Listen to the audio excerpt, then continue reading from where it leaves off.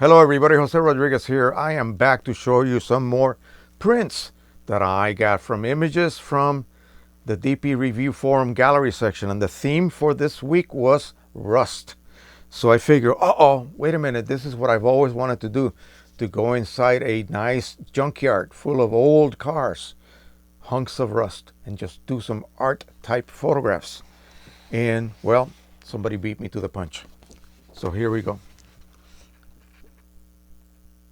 It's amazing how junk can actually be artistic.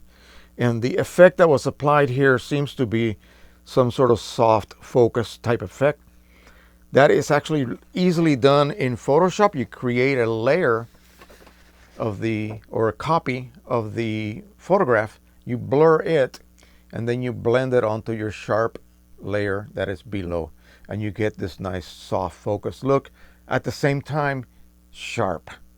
So it tends to work really well for portraits, but for this type of photography, I never thought it would be a proper thing to do, but it gives you kind of an eerie looking quality to it, which I'm really surprised I am liking.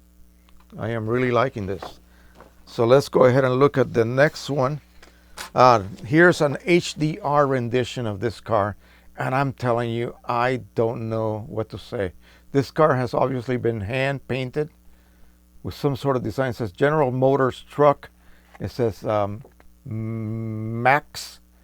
It looks like a business type logo, but this car is gone through hell. Look at the windshield, totally cracked, but it seems to be in one piece. The flat tires, everything is there. All it needs to do is reach out to some loving car restorer and bring this baby back to life again.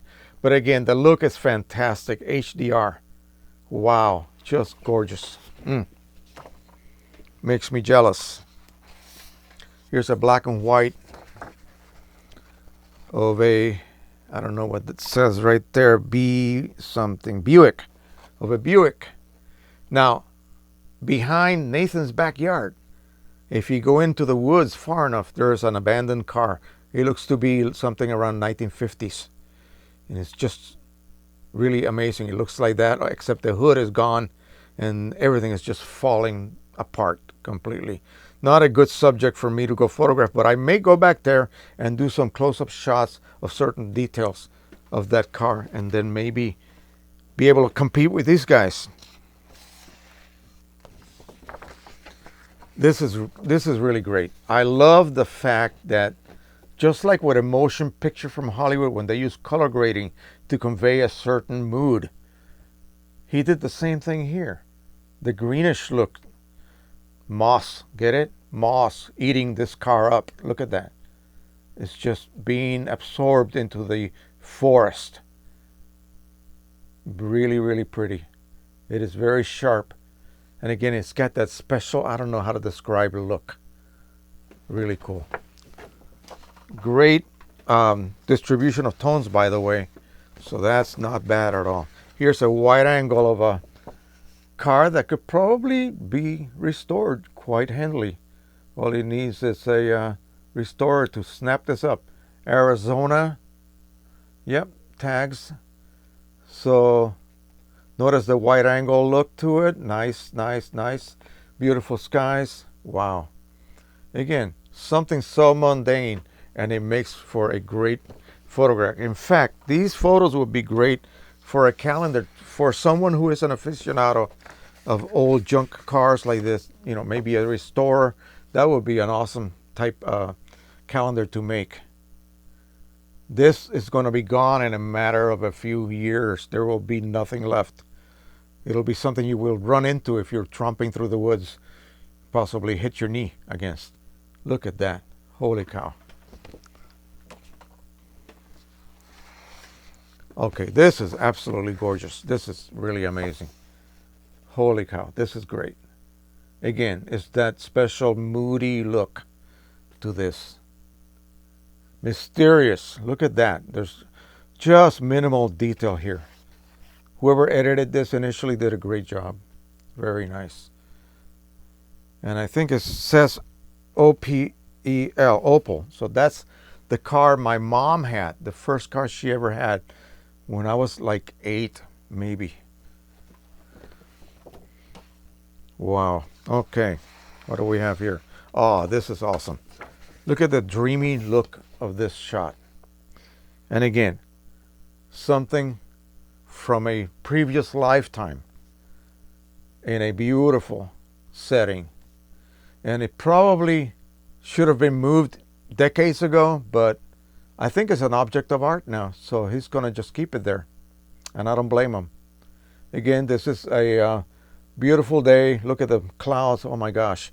And it was probably done with that dual layer, the blur layer over the sharp layer, and blended together to get this super smooth look. That's something that is usually saved for portraiture. Oh, okay. This is one that I saved exclusively for my friend Christine Bilby from Christine Bilby Photography. She's a tree lover. I'm a tree lover. And I'm all for the tree. Guess what happened? A car was parked over a seedling, probably, and abandoned. Well, this is what happens when you park over a seedling. It tends to grow right through the car. And yeah, I think that car is not going anywhere now. It is there for good. I think this may have been in Africa, maybe. I need to go back and look at the image because I think it did say where it was from. But check that out. Isn't that amazing? Man. I would hate to have come back 20 years later and see what happened to my car that I left at my neighbor's yard for him to take care of. Ooh, man. All right, so enough of that. That was a lot of fun, and I'm having a hell of a fun time printing on the P800 using this roll paper. I just received the 2 replacement rolls for the matte paper that I ordered. They sent me the wrong kind. Remember, it was a type of proofing paper, semi-matte. Well, I just received the real enhanced matte paper. I thought it was going to be pro matte, but it's not. Enhanced matte. So it's the same kind that I have been using. And I've been using the PC K3 HD inks from Precision Colors on the P800.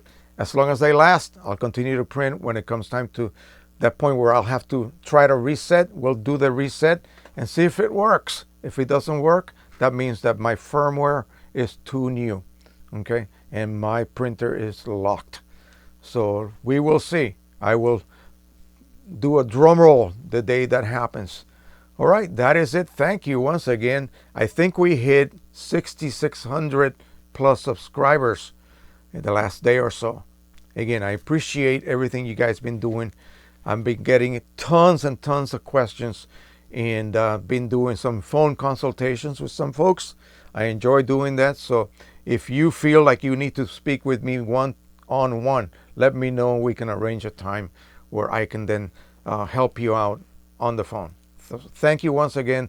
Don't forget to subscribe, share, and like. Also, check my show more section on the description so you can see all of the options that you have if you want to contribute through a donation to the channel.